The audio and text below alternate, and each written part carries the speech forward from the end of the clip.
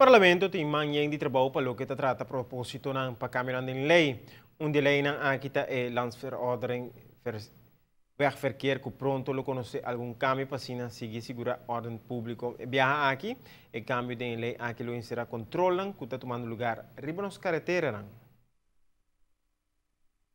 E cambio aqui tem que ver com mais controle que está tomando lugar ultimamente para os automobilistas e a reparar com verdade hora de mais controle e tem também chance para uma pessoa guardo garra eigenlijk weer mais grande ora mas também ameaça de castigo que está colgado na sua cabeça. Se tem a combinação de duas coisas aqui não se reparar com verdade tem houve menos gente que está quebra lei, houve menos automobilistas que está of se com rijbewijs of bouw de influência.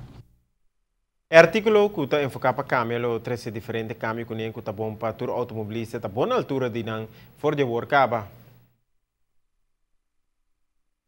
Artigo 40, let 1, normalmente para acidente, uma pessoa ocasionar acidente aqui, e está influência de álcool, está para tem 2 anos de castigo de aqui, pero a sua aqui para 4 anos e essa aqui está assim voorlopige hechtenis também possível, certamente que a pessoa aqui por vai ser eigenlijk pendiente su caso bem adiante.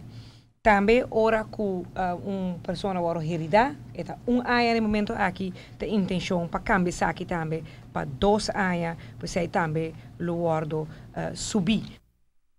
O cambio que pronto lo que introduzir principalmente está para poner ênfase sobre a importância de tráfego seguro e a consequência não que por tem se para de motivo não corre, por exemplo, de influência, pode trazer essa aqui na peligro.